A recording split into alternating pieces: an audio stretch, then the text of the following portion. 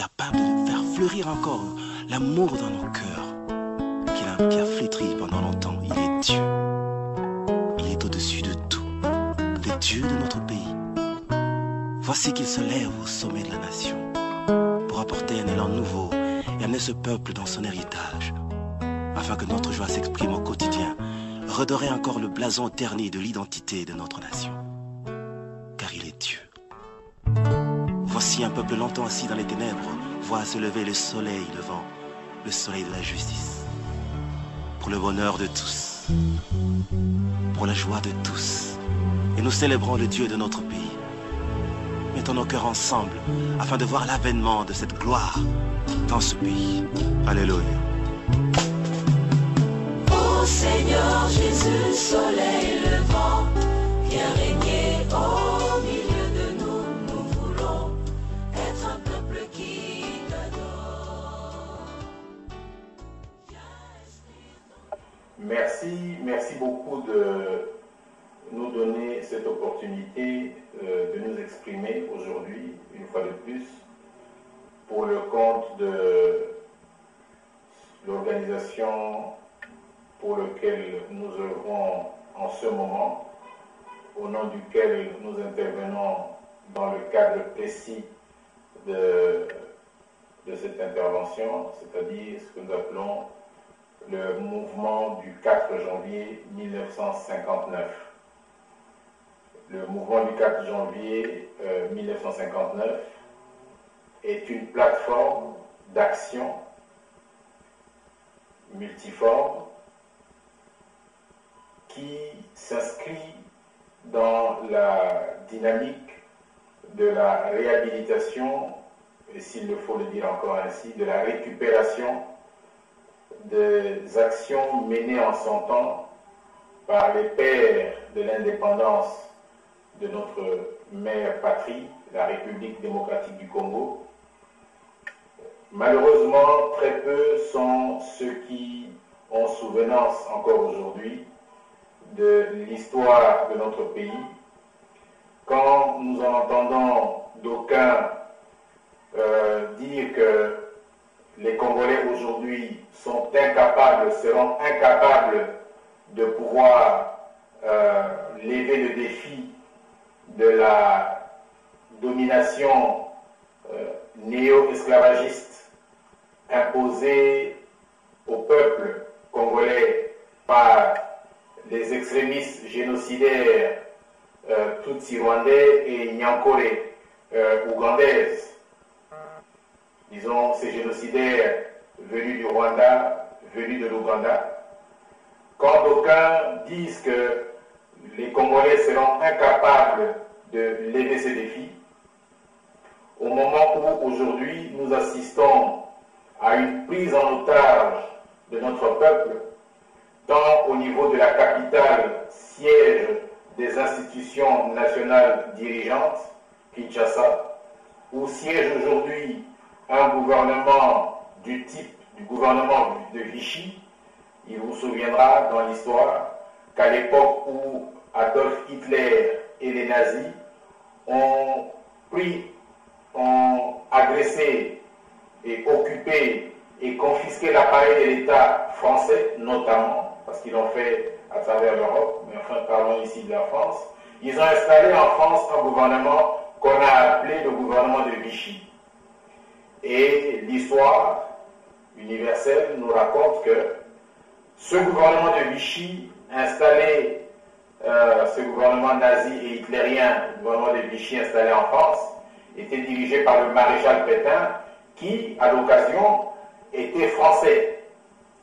Dans le cas de ce qui se passe au Congo, nous sommes dirigés par un gouvernement de Vichy, un genre de gouvernement de Vichy, qui, malheureusement, c'est là justement un des excès de ce qui se passe chez nous, qui est dirigé par un extrémiste génocidaire, terroriste, Tutsi rwandais, en l'occurrence Hippolyte Kanambe, alias Joseph Kabila, que le rapport d'enquête des Nations Unies conduit par Roberto Garretton, j'ai dit Hippolyte Kanambe, alias Joseph Kabila, que ce rapport des Nations Unies appelé à l'époque sous le nom du commandant Hippo. Si vous consultez ce rapport, vous allez voir qu'on parle d'un certain commandant Hippo, un commandant rwandais. Donc un rapport des Nations Unies fait référence à ce terroriste criminel et sanguinaire qui aujourd'hui se trouve être le chef de l'appareil de l'État dirigeant en République démocratique du Congo. Donc c'est dire que nous assistons dans notre pays à ce que même Hitler, Adolf Hitler et les nazis n'ont pas fait en France, n'ont pas fait en Europe à l'époque. Et c'est dans ce contexte que j'aimerais placer un fait tout à fait exceptionnel, tout à fait inédit, dont nous ne parlons malheureusement pas assez, nous Congolais. Il s'agit du témoignage extrêmement important fait par ces 52 rabbins juifs au départ de Londres, lesquels rabbins juifs étaient soutenus par le Congrès mondial juif, par le Congrès des juifs des États-Unis, des juifs du Canada, des juifs de l'Europe, le Congrès mondial des étudiants juifs et plus d'un millier d'organisations juives ont soutenu ce témoignage fait par les 52 rabbins juifs, et j'en parle justement au moment où je parle de la problématique du gouvernement de Vichy en place à Kinshasa. Ces rabbins disent que le peuple congolais vit aujourd'hui ce que le peuple juif a vécu sous Hitler en 40-45, sous les nazis, c'est-à-dire qu'ils disent expressis verbis, mot pour mot, que le peuple congolais est en train de subir, d'endurer un holocauste. Un holocauste, c'est dans l'histoire un de ceux que l'on peut appeler le crime suprême. Et vous verrez dans l'histoire que le peuple juif n'a jamais, alors je dis bien jamais, voulu reconnaître qu'un autre peuple que le peuple juif ait eu à subir un holocauste, considérant que l'holocauste, c'est la souffrance suprême subie par le peuple juif.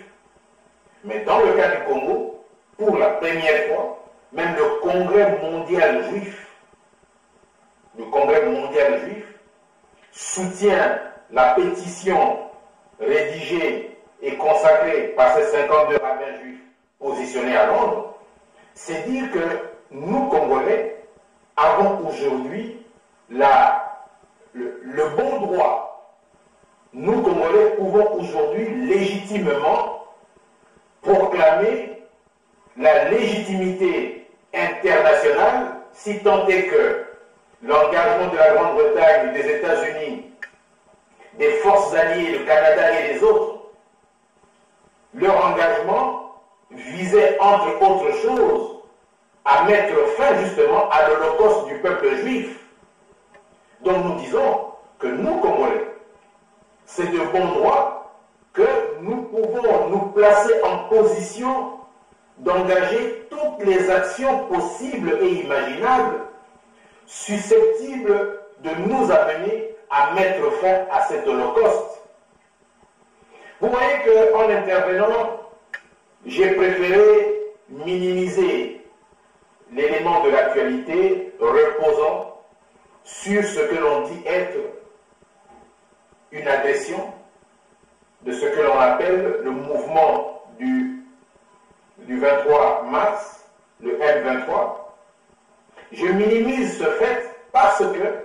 le mouvement, le fameux M23, fait partie intégrante de ces 16 années d'agression, d'occupation et de confiscation de l'appareil de l'État congolais par les auteurs de cet holocauste, de ce génocide du peuple congolais, un génocide qui aujourd'hui coûte la vie à plus de 10 millions d'hommes, femmes et enfants congolais. Donc j'ai dit, je voudrais partir de là pour pouvoir développer le sujet que nous avons convenu de retenir dans le cadre de notre partage d'aujourd'hui, c'est-à-dire essayer un peu de partager avec les uns et les autres, partager un peu des réflexions sur ce qui est impératif à faire par nous, fils et filles de la République démocratique du Congo, vivant tant à l'extérieur qu'à l'intérieur du territoire national congolais. Donc je dis, nous nous rendons compte aujourd'hui que d'aucuns d'entre ceux qui ont subi ce crime suprême qu'est l'Holocauste comme peuple non subi, reconnaissent que là, au Congo, ce peuple congolais, 75 millions, 75 millions dira-t-on, des populations civiles, militaires et religieuses, subissent ce crime suprême, l'Holocauste, au travers d'un pogrom, d'une extermination massive des populations qui nous amène à déplorer en 16 années plus de 10 millions d'hommes, femmes et enfants congolais exterminés d'une manière ou d'une autre. Et nous disons, aujourd'hui, nous entendons la presse, les médias et même l'attention de nous Congolais se trouve focalisée par les gesticulations de ce qu'on appelle M23 et malheureusement, fort malheureusement, ces gesticulations du M23 semblent focaliser et même focalisent l'attention principale de la plus grande majorité d'entre nous. Ce que fait le M23 aujourd'hui ne diffère pas de ce qu'a fait l'AFDL hier. Effectivement, la multinationale ethno-tribalo, criminels, terroristes et génocidaires que l'on a appelé AFDL, eux, quelques personnalités d'origine congolaise, bien sûr en se fondant encore sur des arguments d'ordre ethniciste et tribaliste, et régionaliste, j'ai dit, cette AFDL qui s'est muée après son éclatement en différentes ailes dissidentes et belligérantes, eh bien, cette AFDL est justement le père géniteur de ce que nous appelons aujourd'hui le M23. C'est encore ces Rwandais, extrémistes génocidaires, ces Nyankoué, extrémistes génocidaires, qui ont recréé le M23, auquel ils ont adjoint certains Congolais, et auquel ils tentent d'adjoindre d'autres Congolais. D'où vous vous rendez compte que les termes de référence qui ont prévalu pour la création du M23 sont en train de changer d'une manière que vous ne pourrez pas imaginer. Le M23, en fait, venait actualiser certaines des revendications qui étaient celles de la FDL, qui n'ont pas pu être mis en application du fait d'un certain nombre d'éléments de résistance, mais à partir du moment où ces résistances étaient principalement le fait de Laurent-Désiré Kabila et ses alliés, notamment zimbabwéens, j'ai dit, le fait que tout cela a été bloqué par Laurent-Désiré Kabila et qui, de ce fait, a été victime d'un arrangement entre les groupes d'intérêt rwando-ougandais et le groupe d'intérêt piloté par le Zimbabwe, ils se sont mis d'accord pour mettre fin à la vie et au règne de Laurent-Désiré Kabila et installer en ces lieux de place justement le commandant Hippo, celui que le rapport d'enquête des Nations Unies effectué en 1997 appelait commandant Hippo et que nous appelons alias Joseph Kabila parce qu'on a dû le débaptiser sous le nom de Joseph Kabila pour pouvoir l'installer à la tête de l'appareil de l'État congolais par rapport à un long processus qui commence déjà à Goma, qui commence à l'est du pays, j'ai dit ici, en 1996. Et là, je peux témoigner parce que je suis un de ceux qui ont été parmi les initiateurs, côté congolais, je voulais dire,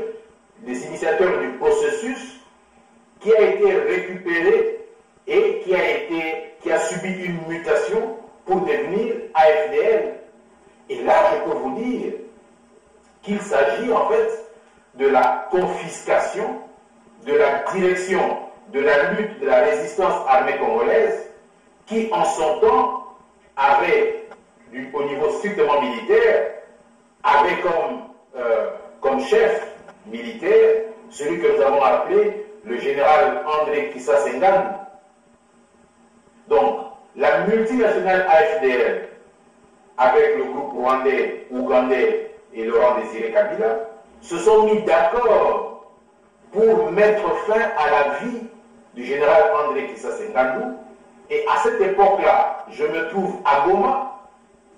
en résidence surveillée, en instance d'être expulsé de Goma, parce que je serai alors expulsé dans la nuit du 6 au 7 janvier 1997. C'est dire que ce dont je parle, c'est des choses que j'ai vécues sur place. Invité, arrivé à Goma sur invitation du général André Kissa Ngannou, je n'ai pas pu le rencontrer. Il est envoyé en mission à Rumangabo pour pouvoir calmer ce qu'on appelait à l'époque les Maï Maï. Et les Maï Maï, à l'époque, démarraient déjà une insurrection en disant que la lutte déclenchée, en fait, sous la direction politico-militaire du général André Kissa Ngannou, ne pouvait pas être récupérée par des étrangers, en l'occurrence des Rwandais et des Ougandais, qui à ce moment-là commençaient déjà à se positionner comme les maîtres en fait de l'action qui était déclenchée. Et le général André Kissa Ngannou n'en voulait pas. Et comme c'était lui, le seul Congolais à l'époque à avoir des troupes localisées là-bas, à ce moment-là, à cette époque-là, Laurent Désiré Kabila revenait de la Tanzanie, où il avait mis en veilleuse sa lutte politique et il s'occupait de la gestion de son petit bar, son petit hôtel-bar. Il avait complètement arrêté la lutte. Et les autres sentant que les options patriotiques, nationalistes et lumumbistes du général André Kissa Ngannou allaient tenir en échec leurs options dominateurs et exploiteurs, donc les autres, c'est-à-dire ces extrémistes génocidaires Tutsi rwandais et Nyampo et ougandais, connaissant un certain nombre de faiblesses de Laurent Désiré Kabila, l'ont ramené de Dar es Salaam pour le placer à la tête donc, de cette action de récupération, par rapport au général André Kissa Ngannou, qui était en fait le véritable artisan, architecte, initiateur de ce qui aurait pu être un mouvement de libération armée congolaise pour mettre fin à la dictature moboutiste qui, elle, à ce moment-là, venait de tenir en échec la mise en exécution de l'esprit général des résolutions prises par le peuple congolais réuni en conférence nationale souveraine. Donc j'ai dit, c'est dans ce contexte-là, dans ce contexte général, que nous devrions placer ce qui se passe aujourd'hui. Donc, j'ai dit, nous avons à Kinshasa un pouvoir de Vichy, avec un chef de l'État qui est d'essence extrémiste, génocidaire, Tutsi rwandais, qui est pris en charge par l'armée rwandaise au niveau de Kinshasa, au niveau duquel le pouvoir de Kinshasa se pose encore de problèmes. Il y a des problèmes très graves au niveau de Kinshasa et c'est ça qui justifie tout ce qui se passe. Parce que pour bien comprendre cela, nous devons remonter à l'époque de la création de l'AFDL à l'Émera.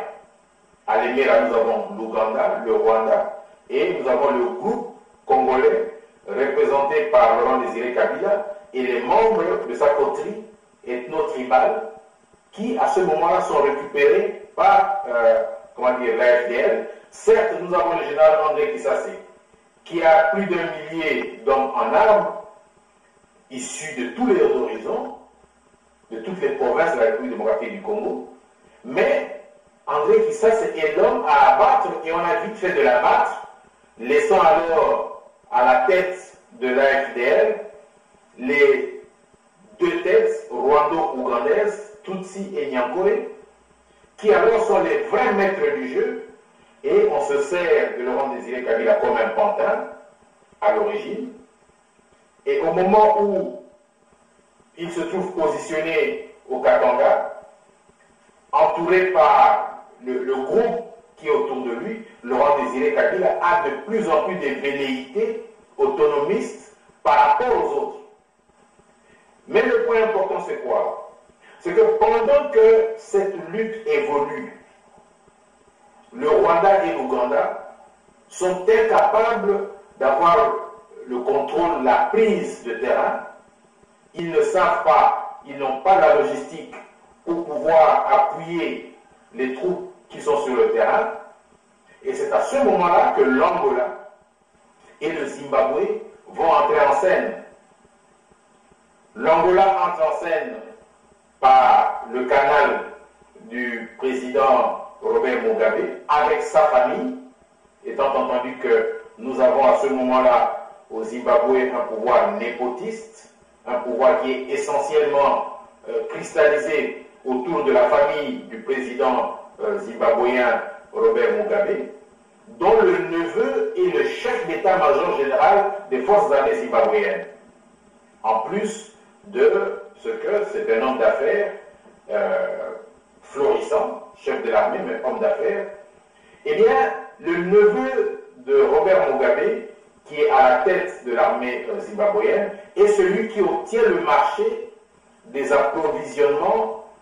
en nourriture, en logistique, tout ce qui a comme tendance. Il a un avion, c'est lui qui fournit les munitions, parce que les armes qu'ils en ont, mais ils ont besoin de munitions, et la ZDF, qui est une entreprise zimbabwéenne qui fabrique les munitions, apporte justement des munitions qui vont servir aux troupes de l'AFDL pour soutenir leur marche jusqu'à Kinshasa. Malheureusement, le Zimbabwe n'a pas été au nombre des membres fondateurs de l'AFDL. C'est ce qui fait que le Zimbabwe est en position de faiblesse par rapport au Rwanda et à l'Ouganda. Et cela se fera surtout sentir au lendemain de la chute du pouvoir dictatorial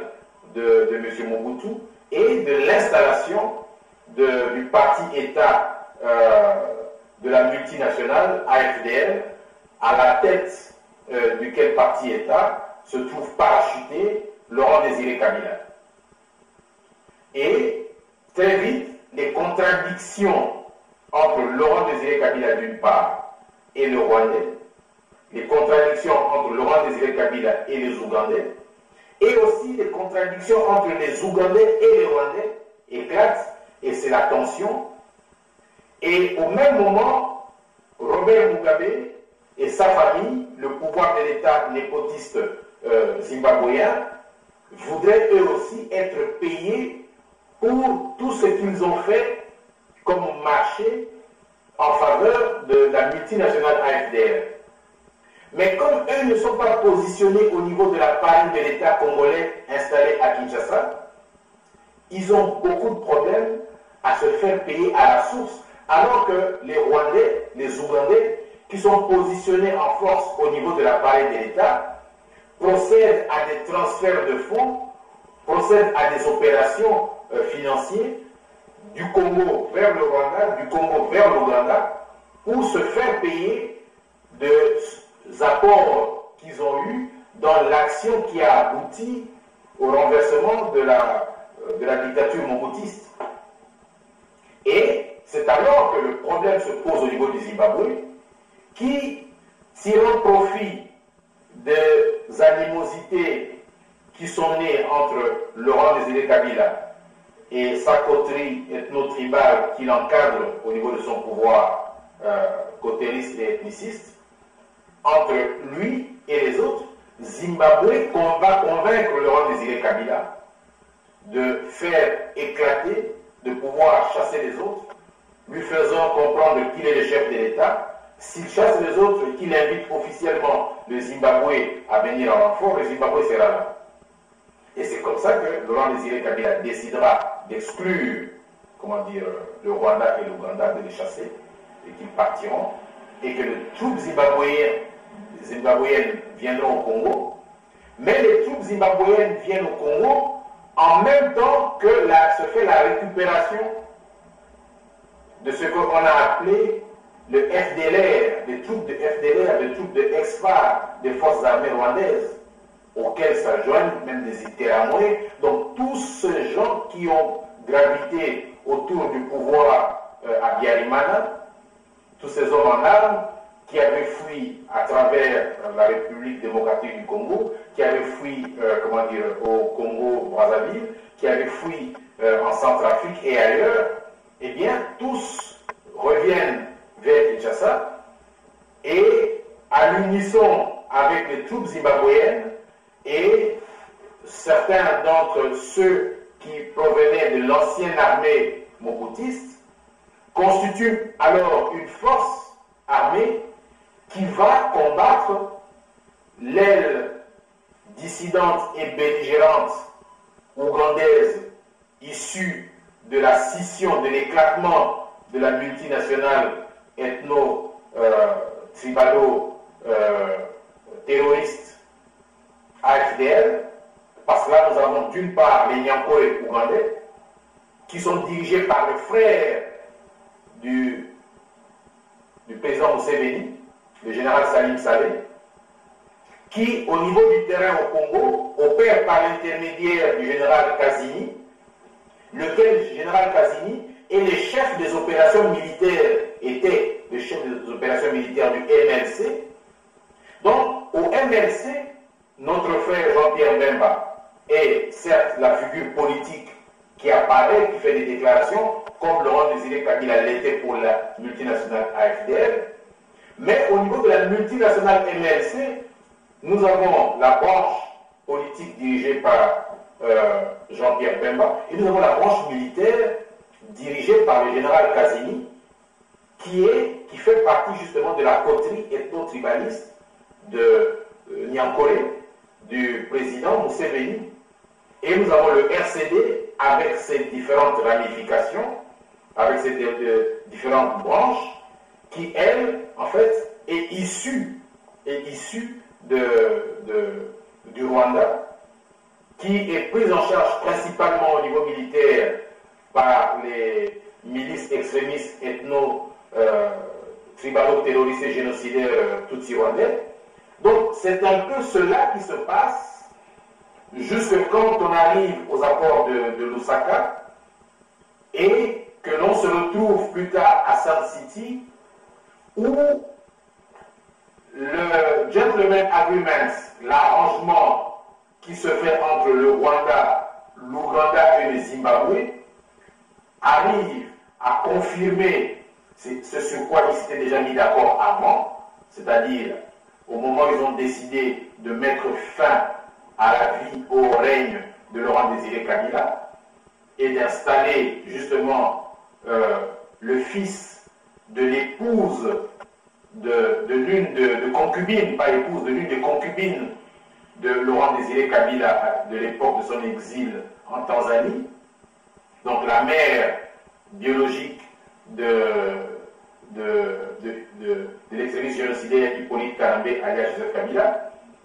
Donc, on décide de l'installer au pouvoir à Kinshasa, et cela va être maintenant confirmé. Il faudra s'organiser au travers des manipulations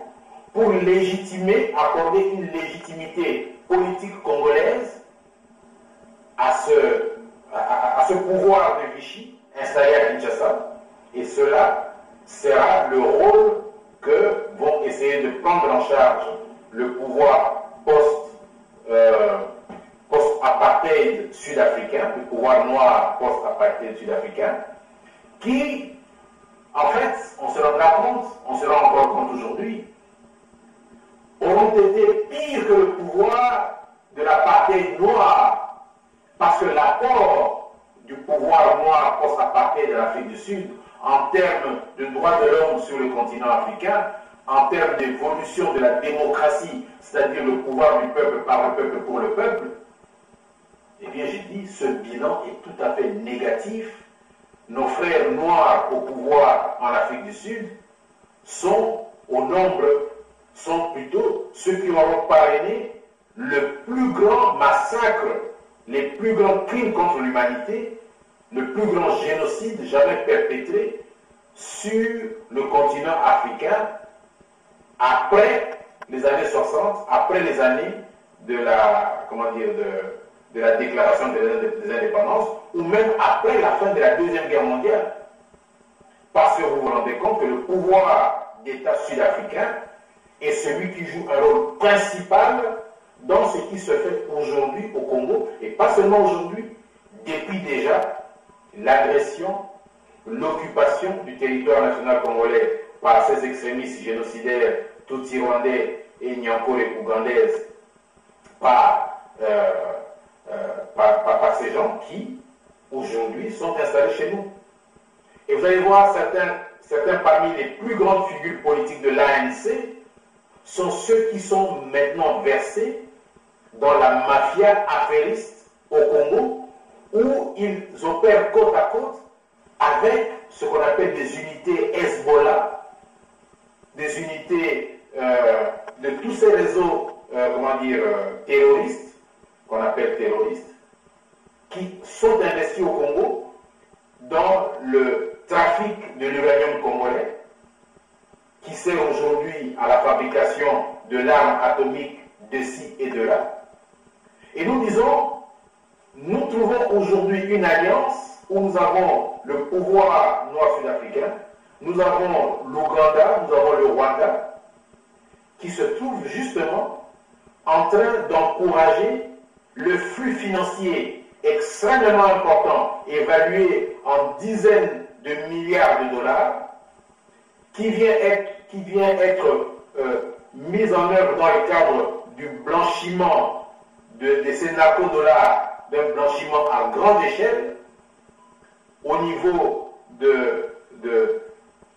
richesses naturelles congolaises, de toutes ces richesses minières dont on parle, du bois, de tout ce que nous pouvons avoir comme richesse au Congo. Il y a ce blanchiment qui est en train de se faire de ces narcodollars. Et tout cela se fait avec la caution des États-Unis d'Amérique. Alors que partout au monde, nous voyons que les États-Unis sont lancés dans la chasse contre ces organisations terroristes, mais dans le cas du Congo, c'est vraiment l'exception. Nous nous rendons compte que l'économie, la petite et moyenne entreprise congolaise, contrôlée à près de 70 ou 80% par justement ces réseaux criminels terroristes, eh bien, se retrouve côte à côte, se trouve protégée par le Rwanda, par l'Ouganda, avec la bénédiction sud-africaine, et tout cela avec la MONUC, la MONUSCO aujourd'hui, qui met les troupes pour maintenir un ordre, pour faire régner un ordre de sécurité, dont les plus grands profiteurs, ceux qui en tirent le plus grand avantage, sont justement ces réseaux terroristes internationaux que les Américains décrient à tue-tête de ci et de là. Et c'est ça aussi l'extraordinaire paradoxe congolais, c'est-à-dire un terrain où les terroristes, ceux qui ont opéré aux États-Unis le 11 septembre et qui font l'objet, qui sont pourchassés partout. Nous avons vu comment on a abattu Osama Ben Laden au Pakistan. Nous voyons comment la guerre a été déclenchée en Irak, une guerre dont le coût se lève à plus de 4 trillions, pas billions, mais trillions de dollars, 4 trillions de dollars, c'est-à-dire 4 000 milliards de dollars. Donc, tout ce qu'on a engagé comme argent aux États-Unis, un pays des États-Unis dont la dette extérieure, la dette s'évalue à peu près à 16 trillions de dollars, donc 16 000 milliards de dollars. Dans ces 16 000 milliards de dollars, vous avez 4 000 milliards qui vient justement de la guerre déclenchée contre le terrorisme depuis le 11 septembre 2001. Et malgré cela, au Congo, nous voyons que les Américains, celui qui dirige la MONUC, c'est un ambassadeur américain. Nous avons une très grande ambassade, et même chose, c'est peut-être la plus grande ambassade étrangère à Kinshasa, c'est l'ambassade américaine. Mais ils sont là, en train de cohabiter, en train de coexister, en train de coopérer avec le Rwanda, l'Ouganda, l'Afrique du Sud, pour ne citer que cela, et le Zimbabwe, contre le peuple congolais. Donc j'ai dit, à ce stade, le drame c'est quoi? Le drame c'est que nous Congolais, dans notre discours, dans notre analyse de la situation, nous ne tenons pas compte de ces éléments que nous devrions plutôt verser dans le débat qui se tient de ci, de là sur la situation au Congo. Nous devons apporter ces arguments car le destin négatif que nous avons aujourd'hui au Congo part des années 60 où le Congo accède à l'indépendance. Je dirais mieux, au moment où la proclamation de l'indépendance du Congo survient, eh bien le Congo se trouve dans un environnement dominé par la guerre froide. Une guerre froide qui, en de très nombreux aspects, ressemble à la guerre que mènent les Américains depuis peu contre le terrorisme. Et dans la foulée, justement, et à cause de cette guerre froide, nous assistons à des actions américaines, à l'implication de toutes les forces qui gravitent autour des États-Unis, notamment au niveau de l'Organisation du traité de l'Atlantique Nord, de l'OTAN, des actions qui aboutissent notamment à la mise en place du pouvoir mobuttiste et, au bout de parcours, au meurtre du Premier ministre Patrice Lumumba, issu de la majorité sortie des seules et uniques élections véritablement libres, véritablement démocratiques, véritablement transparentes et inclusives, jamais organisées au Congo, dans notre pays. Donc aujourd'hui, ce n'est plus l'environnement de la guerre froide, c'est un environnement dominé par les menaces terroristes qui pèsent sur les États-Unis d'Amérique et qui pèsent sur les alliés des États-Unis. Et j'ai dit, dans cet environnement-là, j'ai dit, nous pourrions, patriotes, combattants de la liberté de la République démocratique du Congo, nous pouvions avoir l'intelligence de pouvoir apporter dans tous les forums où se tiennent les débats sur la problématique du génocide congolais, comme le disent les rabbins juifs parlant de l'Holocauste, parce que les juifs, eux aussi, craignent de ci, de là, que l'arme atomique ne puisse tomber sur eux et puisse faire en Israël des dégâts que l'on connaît que seule l'arme atomique peut faire. Une arme atomique, comme on appelle le dirty bomb en anglais, l'arme atomique artisanale, qui peut tomber aux États-Unis et avoir des effets nettement plus graves que l'attaque terroriste du 11 septembre 2001. Mais au moment où nous avons en face de nous nos ennemis qui essayent d'étouffer toutes ces informations-là, qui essayent d'étouffer, de taire cela, pour que l'opinion publique ne le sache pas et qu'on ne puisse pas essayer de bloquer tout ce courant, toutes ces forces centrifuges et centripètes présents au Congo, où nous trouvons aujourd'hui une alliance unique, une alliance qu'on n'a jamais vue quelque part, les réseaux terroristes internationaux, Al-Qaïda, Hezbollah et d'autres qui vivent là avec les Rwandais, protégés par les Rwandais, qui financent les Rwandais, les extrémistes génocidaires tutsi-rwandais, qui financent les Ougandais qui sont très alliés aux Américains. Et j'ai vous dis, il se passe au Congo quelque chose que nous, Congolais, devons dénoncer. C'est comme ça que, je dis, nous avons plus de raisons de pouvoir aujourd'hui lever des options qui doivent nous amener à nous lancer dans la mise en œuvre des actions de résistance, des actions de lutte, visant à mettre fin non seulement à l'Holocauste congolais, comme le témoigne le Congrès mondial juif, soutenant la pétition de 52 rabbins juifs de Londres,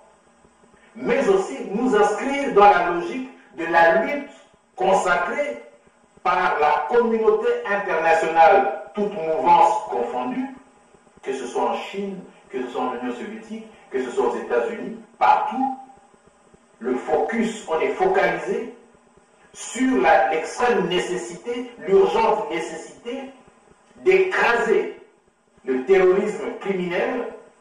qui tente de s'aimer la désolation, qui tente de s'aimer la mort, la terreur, l'extermination massive des populations d'ici et de là. Et j'ai dit, face à cette situation-là, c'est le moment où nous, combattants de la liberté de la République démocratique du Congo, du peuple congolais, devrions prendre le temps, devrions nous offrir des opportunités, comme notamment celle-ci, d'apporter des contributions pour que nous puissions définir des stratégies qui soient les plus aptes, les plus adéquats pour pouvoir, à très court terme, mettre fin à cet enfer qu'est devenu notre pays, la République démocratique du Congo, que nous disons être transformé en un camp de concentration, en un camp d'extermination massive des populations, en un camp de déshumanisation d'hommes, femmes et enfants créés par Dieu, à l'image de Dieu, comme nous le font savoir les Écritures saintes dans Genèse. Nous devons arrêter des stratégies qui soient à la hauteur du mal que nous avons en face de nous. Et quand aujourd'hui, nous nous retrouvons face à des manipulations politiciennes du genre de ceux mis en œuvre au départ de Kinshasa par le pouvoir extrémiste, terroriste, kleptocrate, génocidaire tutsi-rwandais conduit par le commandant Hippolyte Karambé alias Joseph Kabila, et d'autre part son correspondant qui aujourd'hui opère à Goma, c'est-à-dire le prétendu mouvement du 23 janvier, qui sont en fait des oiseaux du même plumage, bonnet blanc et blanc bonnet. Le pouvoir en place à Kinshasa n'est pas différent de celui en place à Goma avec le M23. La différence entre eux vient du fait que, au niveau de Kinshasa, le FDLR, les Interahamwe, sont partie prenante du pouvoir de Kinshasa. Et c'est du reste à cause du FDLR que des leaders politiques comme Rwakanya Sigize, je pense que vous le connaissez, Rwakanya Sigize, que des leaders politiques comme Rwakanya Sigize peuvent émerger et se retrouver comme président de l'Assemblée nationale, donc un Rwandais, Rwakanya Sigize, émerge au Congo, devient président de l'Assemblée, et aujourd'hui, avec l'argent qu'il a volé, qu'il a pillé au Trésor national congolais, eh bien, M. Rwakanya Sigize est en train de verser encore dans des magouilles invraisemblables, espérant que les réseaux criminels et terroristes, donc l'union sacrée des réseaux criminels et terroristes génocidaires opérant dans notre pays, vont devoir lui faire grâce et le placer au plus haut niveau de l'appareil de l'État congolais. Et aujourd'hui, les leaders politiques congolais, les membres de l'élite intellectuelle congolaise, les éléments de l'élite religieuse congolaise, de l'élite militaire congolaise, qui ont été réduits dans un état de misère matérielle, misère financière, sans pareil, vraiment réduits dans un état de misère totale, eh bien, ces gens, qu'est-ce qu'ils trouveront de mieux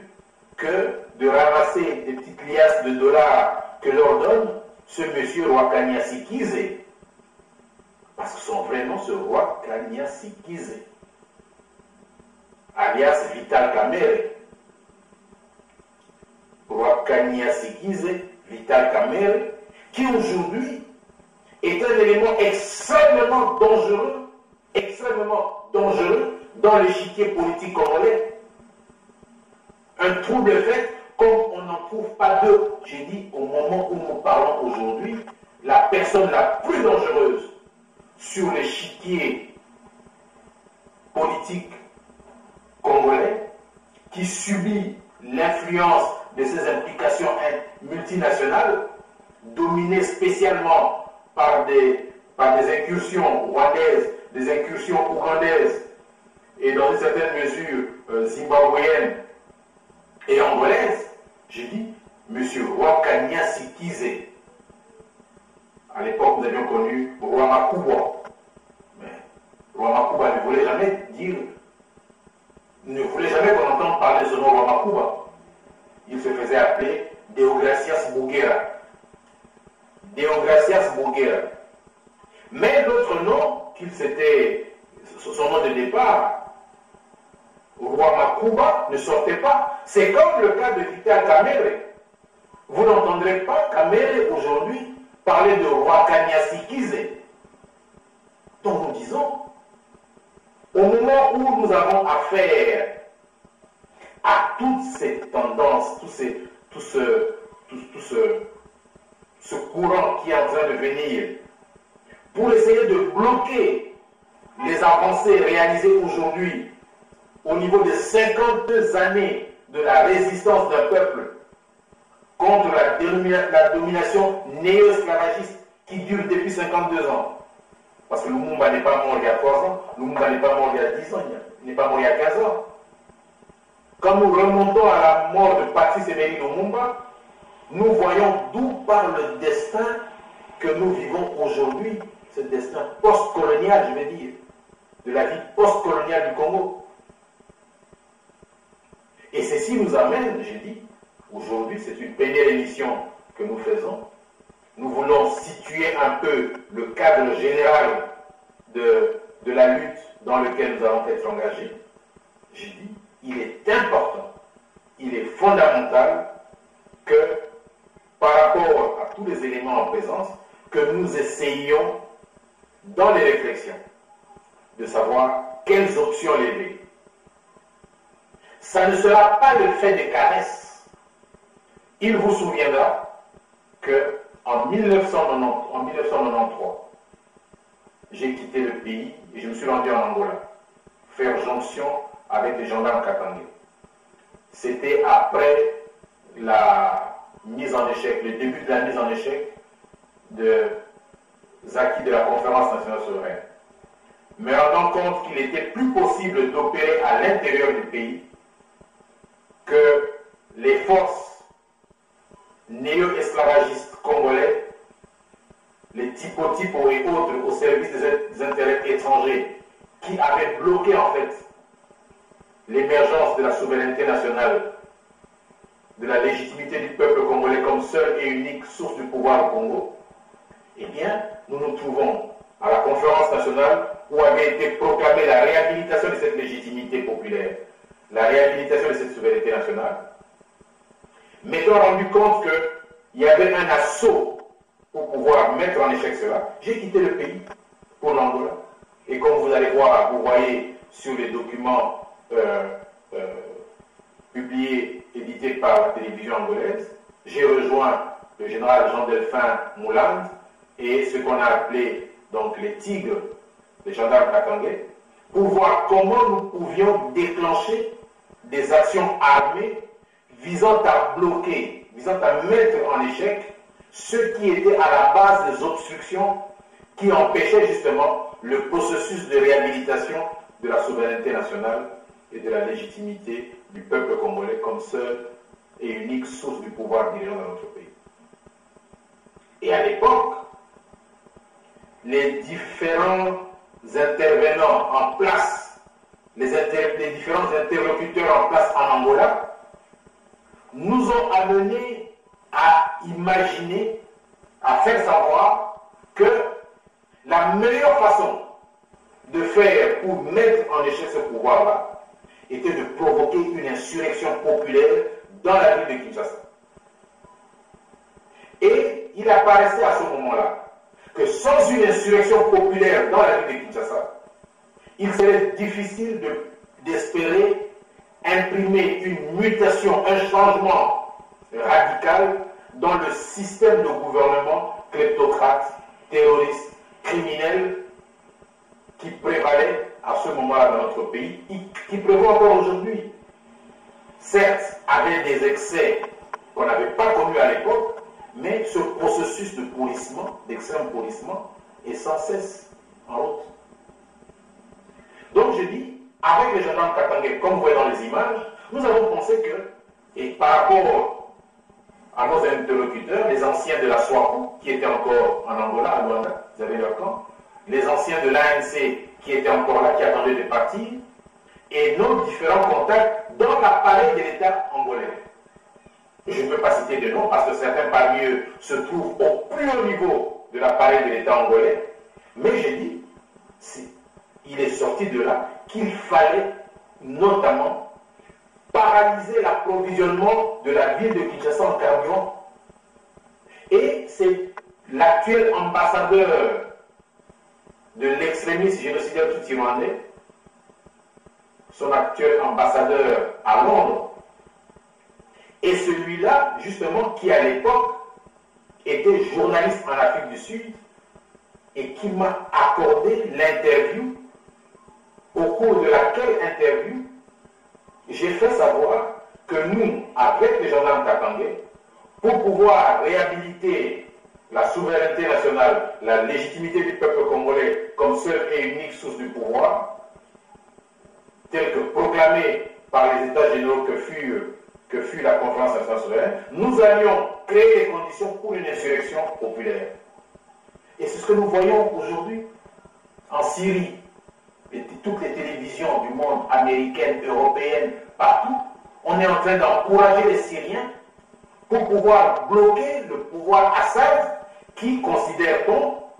va à l'encontre de la souveraineté nationale syrienne, à l'encontre de la légitimité du peuple syrien comme seule et unique source du pouvoir dirigeant en Syrie. Nous le voyons faire en force en Syrie. Nous l'avons vu en Égypte avec Moubarak. Le président Moubarak, qui était celui qui avait le plus grand soutien comme chef d'État, le plus grand soutien américain, mais nous avons vu que quand ont été créées les conditions les plus adéquates, les meilleures, les plus propices pour faciliter l'insurrection du peuple, même les Américains n'ont pu rien faire pour sauver Moubarak. Ils ont été obligés de suivre. C'est pour ça que dans l'interview que j'ai eue avec M. Kikaya Bin Karoubi, il s'appelle comme ça, l'actuel ambassadeur de Hippolyte Kanambe, alias Joseph Kabila, l'extrémiste génocidaire tutsi-rwandais, qui a été fait chef de l'État, chef de l'appareil de l'État en place au Congo, et bien Kikaya Bin Karoubi peut vous le dire. J'ai dit dans la radio, dans sa radio, dans la radio sud-africaine de l'État sud-africain, que nous allions paralyser les approvisionnements en carburant. Et j'ai des parents du côté maternel qui à l'époque étaient au sein de l'armée. Eh bien, ils m'ont raconté plus tard combien ils étaient mis à contribution en état d'alerte parce qu'on se disait à tout moment, Jacques Matanda et les gendarmes katangais vont venir faire sauter les trucs ici. Nous aurions pu le faire, n'eût été un certain nombre de conditions qui ont fait que ceux qui devaient nous aider à le faire, finalement, ont estimé qu'ils ne pouvaient plus le faire. C'est un autre débat. Mais je dis aujourd'hui, il m'arrive de discuter avec les gens pour dire qu'il faudrait que nous évoluions vers une insurrection populaire dans la ville de Kinshasa, pas à Goma, pas à Mbandaka, pas ailleurs, pas à Lubumbashi, non, à Kinshasa où se trouve le siège du pouvoir. Comme nous l'avons vu en Égypte, cela se fait au Caire, nous l'avons vu en Tunisie, cela se fait à Tunis, nous l'avons vu en Libye. Après qu'on ait fait tout ce qu'on a fait, tant que Tripoli, la capitale, n'était pas encore tombée, eh bien, il a fallu que Tripoli tombe. Tout comme nous voyons aujourd'hui ce qui se fait en Syrie. On a fait tout ce qu'on a fait ailleurs, mais tant que Damas, la capitale syrienne, n'est pas tombée, eh bien, il n'y a rien qui se fait. Donc nous disons, il faudrait que nous, Congolais, essayions de voir comment les autres ont opéré. J'ai ici un article de Colette Blackman. Nous avons adjoint de cet article dans le montage de ce document. Comment les Sud-Africains ont réussi à renverser le pouvoir de l'apartheid. L'article est là, vous pouvez voir, on va le... L'ANC, et d'ailleurs pas seulement l'ANC, toutes les forces combattantes en Afrique du Sud ont levé l'option de lancer des actions de sabotage économique. Parce qu'ils se sont rendus compte que tout le monde qui était impliqué dans le soutien au pouvoir de l'apartheid le faisait parce qu'ils étaient très attachés aux richesses sud-africaines. Ils aimaient l'Afrique du Sud à cause de ses richesses, mais ils n'aimaient pas le peuple sud-africain.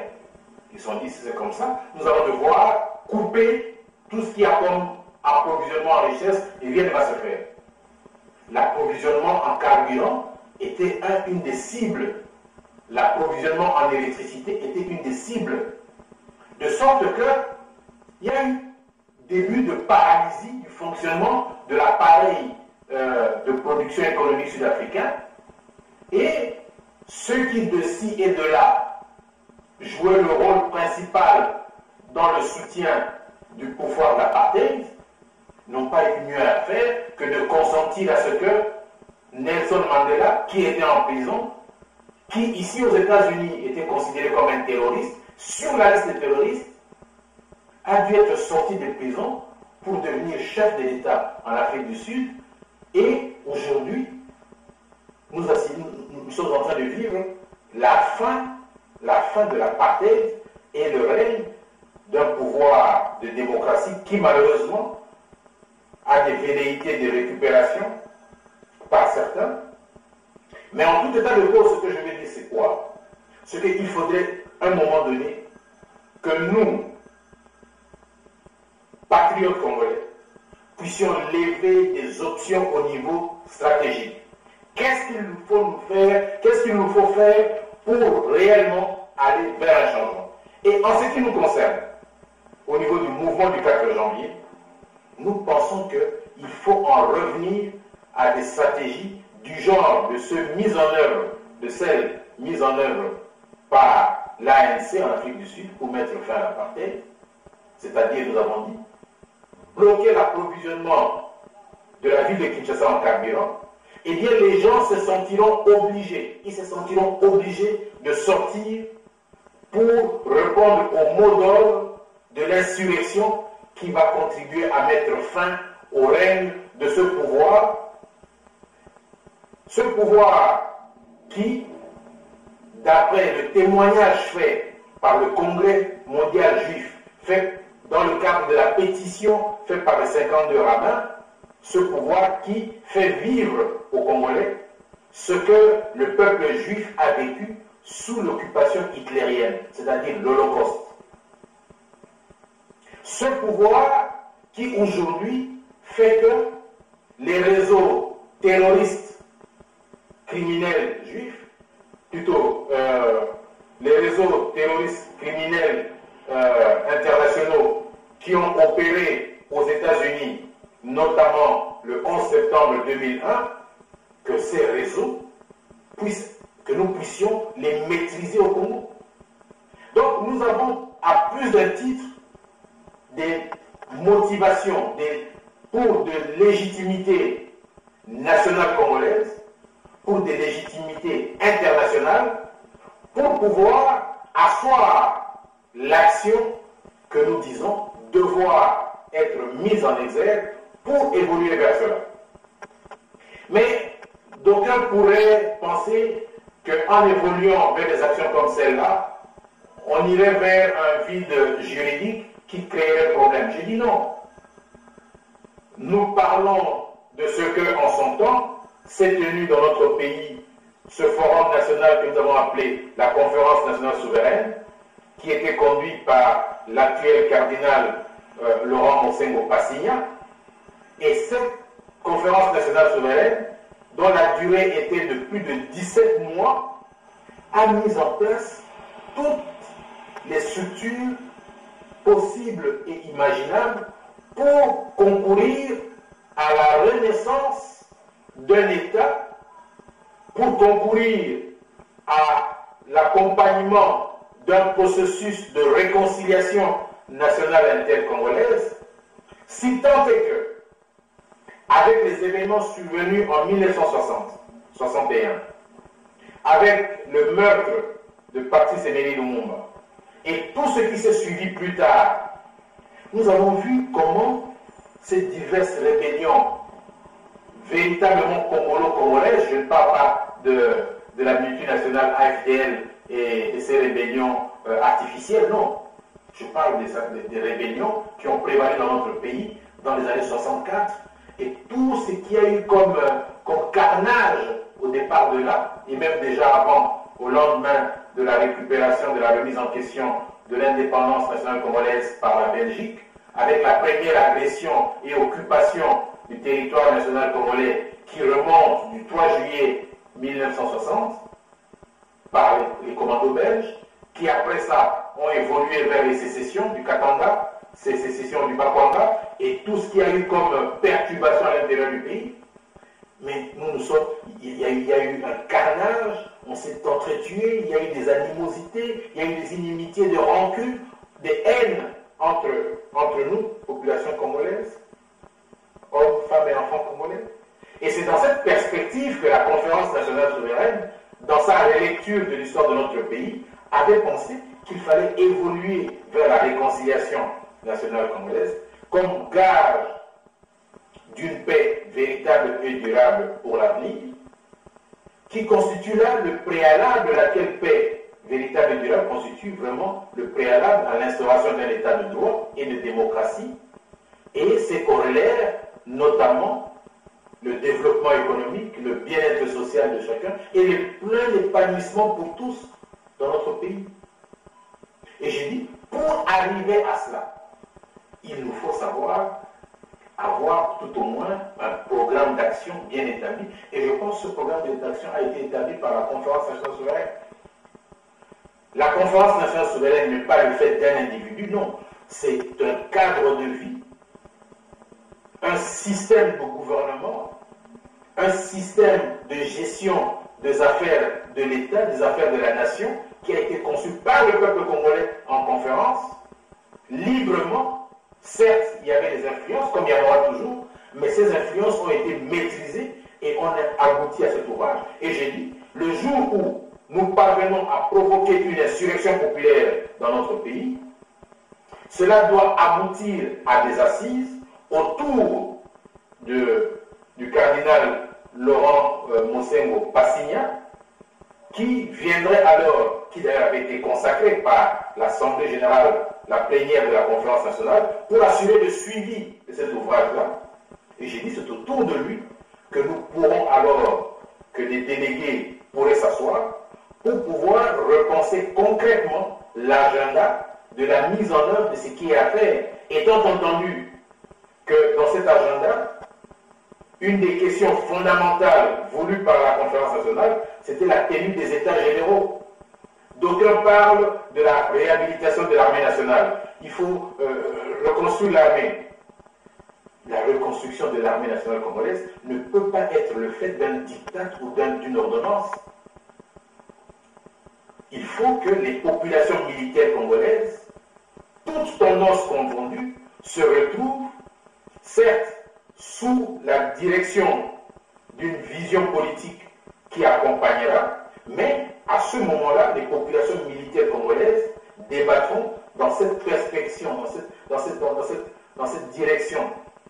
dans cette perspective politique définie du reste déjà par la conférence nationale, avec des règles d'éthique.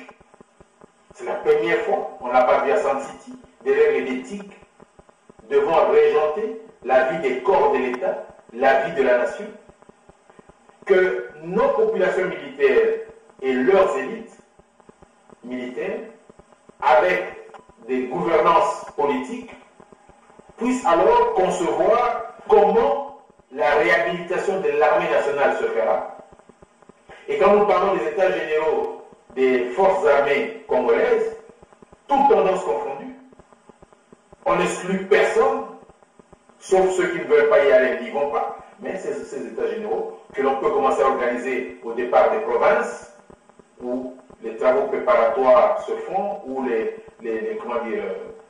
ce qui est à faire, et qu'ils se retrouvent alors quelque part avec les mémorandums venus des uns et des autres composantes, pour alors débattre et arrêter les lignes. Nous parlons des états généraux de forces armées, on parlera des états généraux de la fonction publique, tous les fonctionnaires. On parle de la destruction de l'administration nationale, de la fonction publique. Il faudrait que les fonctionnaires se retrouvent, certes, avec des orientations politiques et éthiques répondant aux vœux, aux aspirations, aux plus profondes attentes de nos populations, telles qu'exprimées par la Conférence nationale souveraine, qui est le seul forum, qui est le seul corps, la Conférence nationale souveraine, comme corps, à avoir balisé un futur. Aucun parti politique congolais aujourd'hui ne peut prétendre avoir fait un travail aussi énorme, aussi d'une excellence semblable à celui fait par le peuple congolais réuni en Conférence nationale souveraine sous la direction de notre actuel cardinal Laurent Mosengo Passigna. Donc nous disons, on va bloquer, on va paralyser le fonctionnement de l'appareil de l'État en place aujourd'hui, provoquer une insurrection populaire comme on le voit partout, et dans le processus, obtenir que cette insurrection populaire soit encadrée par la MONUSCO. Si la MONUSCO ne veut pas encadrer, elle fera ce qu'elle veut, mais nous nous appelons d'emblée à un encadrement de la MONUSCO pour accompagner cette insurrection populaire qui doit partir de la ville de Kinshasa. Et si le problème est réglé, on n'aura pas besoin que cela s'étende d'ailleurs. Monseigneur Mosengo, plutôt le cardinal Mosengo,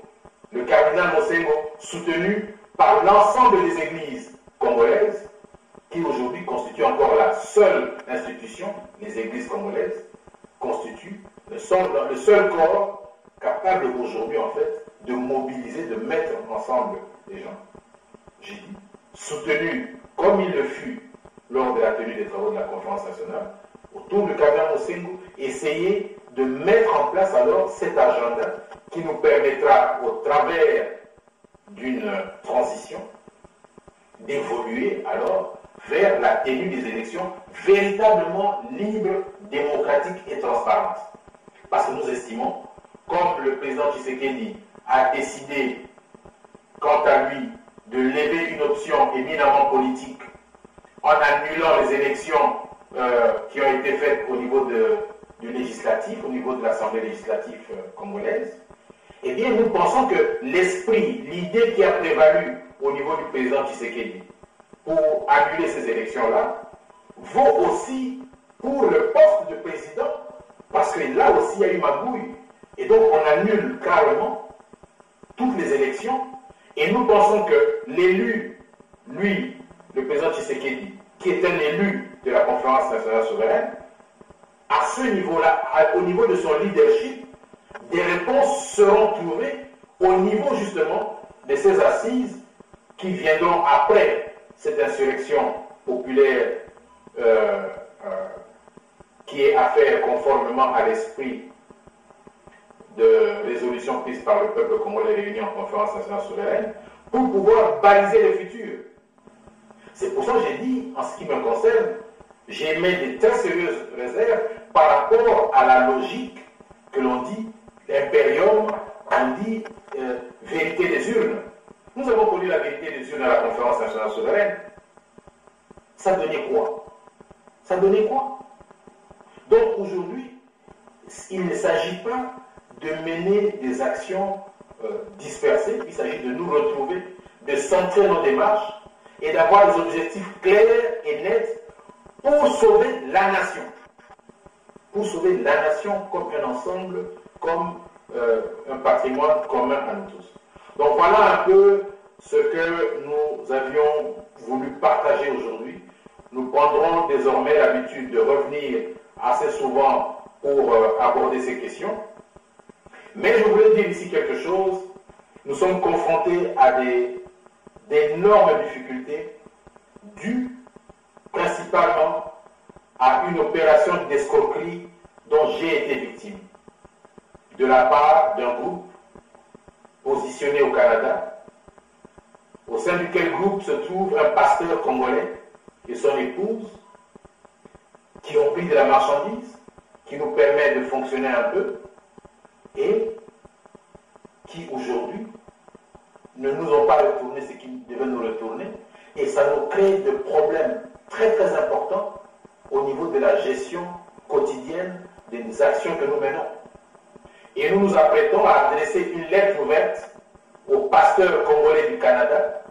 pour qu'ils puissent faire pression sur leurs collègues pasteurs au Canada. Nous ne citons pas son nom aujourd'hui, mais dans notre prochaine intervention, nous rendrons publique la lettre ouverte que nous adressons aux pasteurs congolais du Canada pour qu'ils puissent en tout cas nous aider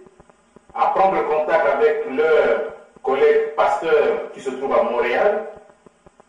qui nous doivent énormément d'argent, qui nous mettent dans des difficultés que vous ne pouvez pas imaginer.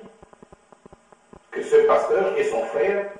puissent nous payer ce qu'ils nous doivent. Ils ont pris nos marchandises, ils nous doivent de l'argent et nous fonctionnons, nous vivons avec cela.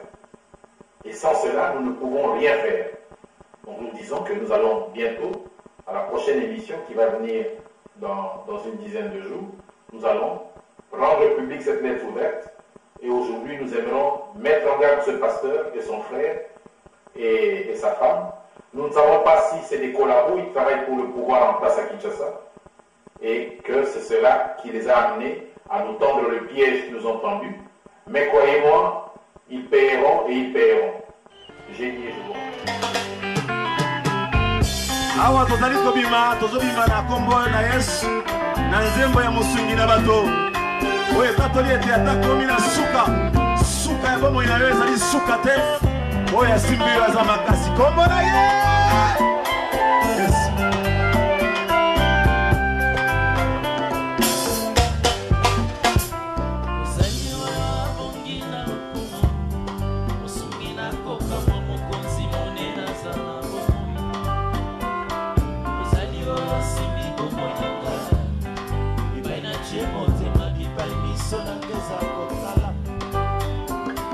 Ozali likonzi ya bomo ya basantu